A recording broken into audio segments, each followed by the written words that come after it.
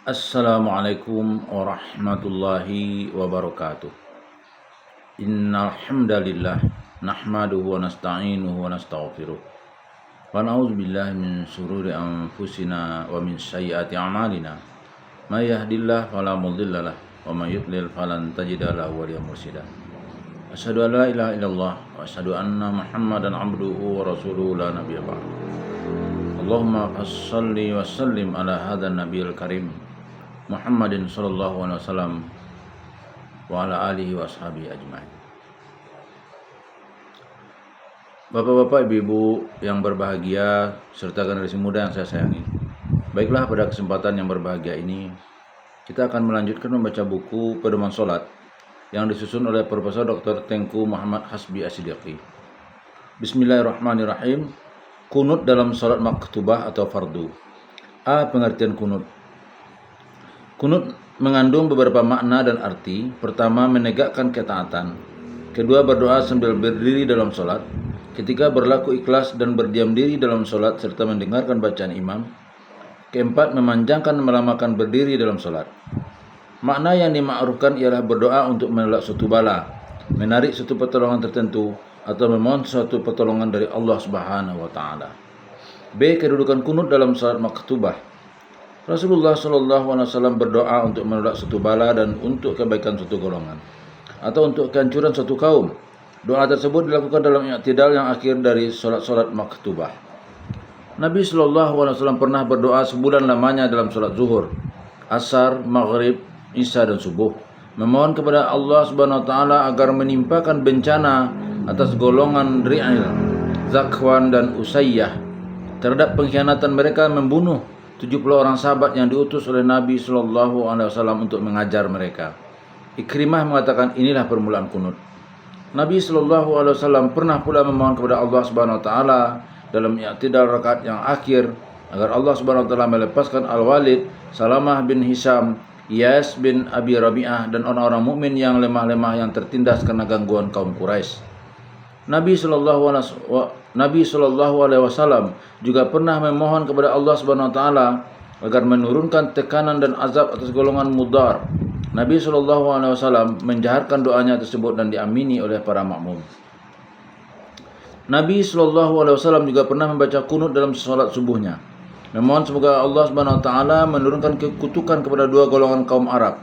Apabila sebab-sebab adanya pembacaan kunut telah berakhir, beliau pun menghentikan kunut. Kunut yang dilaksanakan untuk maksud-maksud demikian dinamakan kunut nazilah. C. Membaca kunut secara tetap dalam i'tidal kedua dari solat subuh. Tidak terdapat keterangan yang sahih yang menegaskan bahwa Nabi SAW tetap membaca kunut dalam i'tidal kedua dari solat subuhnya. Karena itu melanggengkan kunut dipandang bid'ah oleh para muhaqqiqin. Diriwayatkan oleh Ibnu Hibban, Al-Khatib dan Ibnu Khuzaimah serta disahihkan dari Anas bin Malik radhiyallahu an bahwa sesungguhnya Nabi SAW tidak melakukan kunut dalam salat subuh, melainkan apabila beliau berdoa untuk satu kaum atau terhadap suatu kaum. Bulughul Maram 48. Ibnu Abi Saibah meriwayatkan dari Ibnu Mas'ud, Ibnu Umar, Ibnu Abbas, Ibnu Zubair dan ketiga khalifah Abu Bakar, Utsman dan Ali radhiyallahu an bahwa mereka tidak melakukan kunut dalam salat subuh. Ahmad, An-Nasai, Ibnu Majah dan At-Tirmizi meriwayatkan serta disahihkannya dari Abi Malik Al-Asja'i bahwa ayahku salat di belakang Rasulullah SAW dan di belakang Abu Bakar, Umar dan Utsman. Ketika berumur 16 tahun aku bertanya kepadanya, apakah mereka mengerjakan kunut? Ayahku menjawab tidak, yang demikian adalah bid'ah. Sunat At-Tirmizi. Demikian mazhab Hanafiyah, ulama Hambaliyah, Ibnu Mubarak, As-Sauri dan Ishaq. Malik mengatakan hendaknya seseorang membaca kunut dalam salat subuh dan salat witir, tetapi beliau tidak menentukan lafaz-lafaz tertentu. Beliau membolehkan kunut dikerjakan sebelum ruku dan boleh juga sesudahnya. Ketika Ali radhiyallahu an membaca kunut dalam salat subuh, para sahabat mengingkarinya. Ali radhiyallahu an menjawab, kami mengajarkan kunut untuk memohon kehancuran terhadap musuh-musuh kita. Ibrahim An-Nakhai mengatakan permulaan orang yang kunut di salat subuh saja ialah Ali radhiyallahu an. Bila seorang khalifah yang selalu berperang menghadapi musuh, beliau berdoa untuk kehancuran musuh-musuhnya. Ulama-ulama Syafi'iyah mengatakan bahwa kunut di solat subuh sesudah rukuk dari rakaat kedua adalah sunnah, mengingat hadis yang diriwayatkan oleh Al-Jamaah selain dari At-Tirmizi dari Ibnu Sirin. Seseorang pernah bertanya kepada Anas bin Malik radhiyallahu an, ujarnya, apakah Nabi pernah membaca kunut di salat subuh? Anas radhiyallahu an menjawab, pernah. Seseorang bertanya, sebelum ruku atau sesudahnya? Anas radhiyallahu an menjawab, sesudah ruku. Hal tersebut karena mengingat hadis yang diriwayatkan oleh Ahmad, Al-Bazzar, Al-Daruqutni, Al-Baihaqi dari Anas radhiyallahu an, ujarnya, Rasulullah SAW terus-menerus berkunut di salat subuh sampai saat beliau wafat. Menurut pendapat kami, dalil hadis pertama tidak tepat karena kunut yang ditanyakan pernah dilakukan Nabi SAW dalam salat subuh atau tidak adalah kunut nazilah, sebagaimana dengan tegas diterangkan dalam riwayat Al-Bukhari dan Muslim. Hadis kedua tidak dapat dijadikan hujah. Dalam sanadnya terdapat Abu Ja'far Ar-Razi, seorang perawi yang tidak kuat, yang tidak dapat dipahami bahwa Rasulullah SAW membaca kunut sepanjang umurnya. Hal itu tidak dilakukan oleh khalifah-khalifahnya setelah beliau wafat.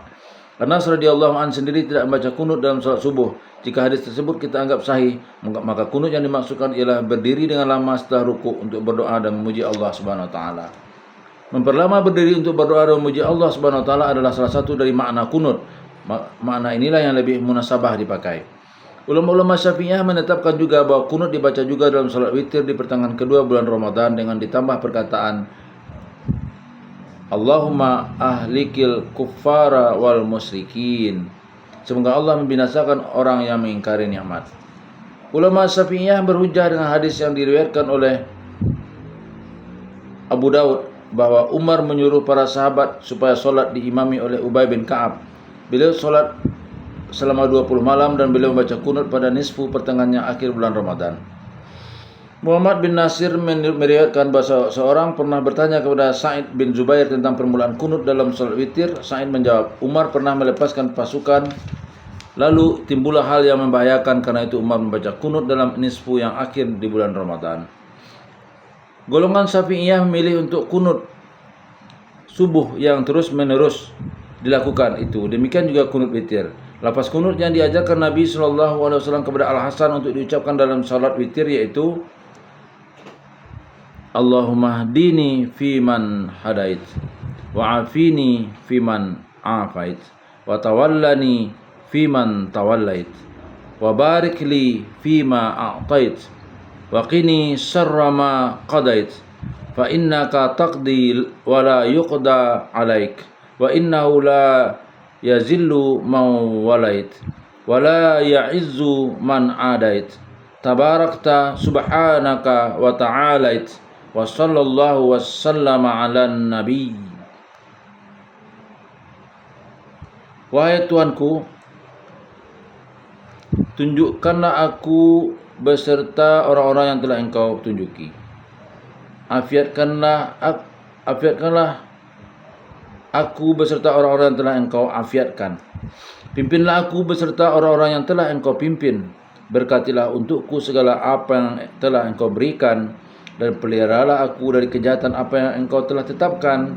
Sesungguhnya Engkau lah yang menetapkan, tak ada yang dapat menetapkan atas Engkau, dan sesungguhnya tidak akan hina orang yang telah Engkau kasihi, dan tidak akan mulia orang yang telah Engkau musuhi. Maha agung Engkau, maha suci Engkau, wahai Tuhan kami, dan maha tinggi Engkau, dan puji sanjung kepada Nabi Muhammad. Bulughul Maram 48.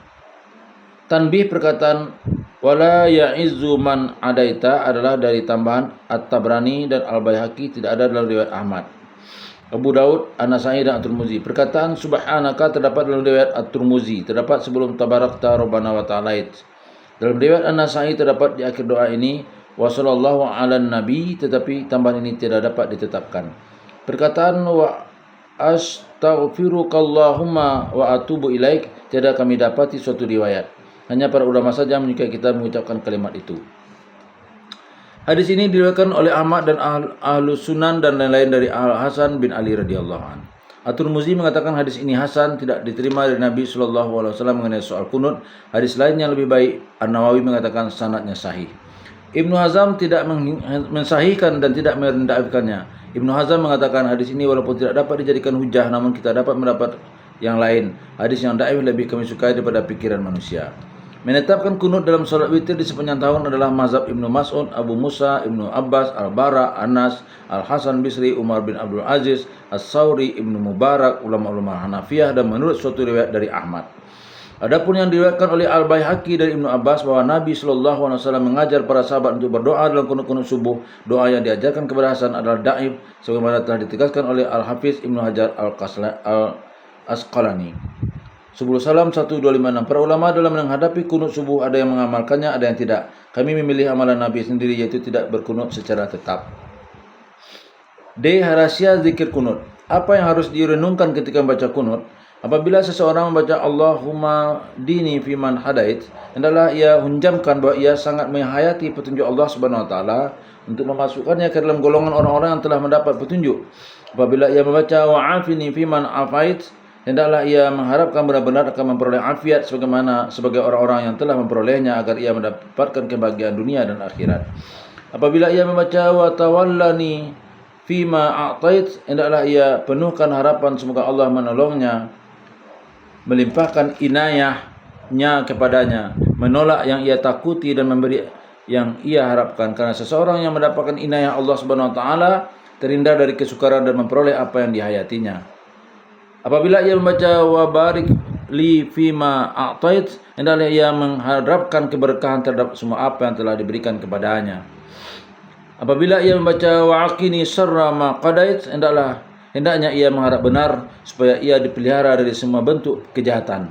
Apabila ia membaca fa innaka taqdi wa la yuqda alaik, hendaknya ia menghidupkan perasaan bahwa Allah adalah Tuhan yang Maha Kuasa melaksanakan qadanya dan qadanya tidak dapat dirubah oleh siapapun.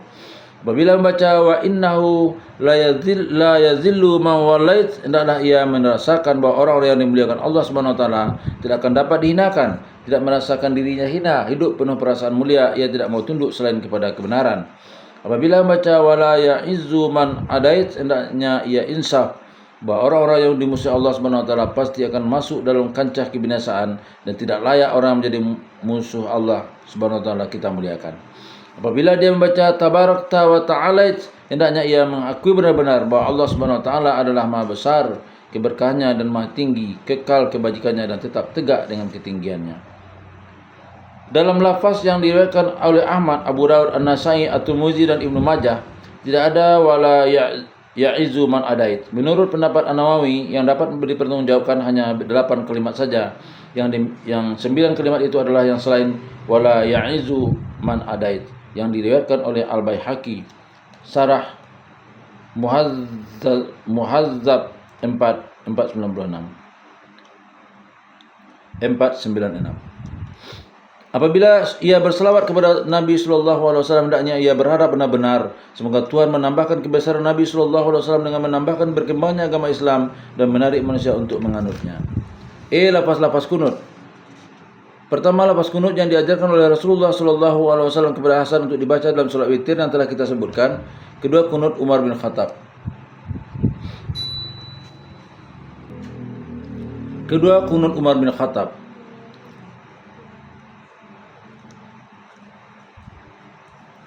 Yang artinya, wahai Tuanku, sesungguhnya kami meminta pertolonganmu dan memohonkan ampunanmu, dan kami tidak berlaku ingkar terhadapmu. Kami beriman kepada Engkau dan kami tidak mengakui orang-orang yang berlaku maksiat terhadapmu. Wahai Tuanku, Engkaulah yang kami sembah dan untuk Engkau kami solat dan kami bersujud. Serta kepada Engkau kami berjalan dan kami bersegera. Kami mengharapkan rahmat-Mu dan kami takuti azab-Mu. Sebenarnya azab-Mu yang benar-benar itu menimpa orang-orang yang kufur. Tuanku, azablah segala orang yang kafir yang menghambat kami dari menurut jalan-Mu dan yang mendustakan Rasul-Rasul-Mu serta membunuh penolong-penolong-Mu. Wahai Tuanku, ampunlah orang-orang mukmin laki-laki dan perempuan. Perbaikilah hubungan mereka yang telah rusak. Jinakkanlah hati-hati mereka serta hunjamkanlah iman dan hikmah ke dalam jiwa mereka masing-masing. Wahai Tuanku, teguhkanlah mereka dalam agama Rasul dan berilah kepada mereka kesanggupan menunaikan janji yang telah Engkau buat dengan mereka, serta tolonglah mereka terhadap musuh-Mu dan musuh mereka. Wahai Tuhan yang benar, jadikanlah kami dari orang-orang yang Engkau ridhai. Al-Azkar 29. Ketiga, kunut yang diucapkan Rasulullah SAW untuk kehancuran musuhnya, yaitu yang artinya, Tuanku, keraskanlah injakan tekananmu atas orang-orang mudrar dan jadikanlah tahun-tahunnya sebagai tahun-tahun Yusuf, kemarau tidak turun hujan. Nailul Autar 2390.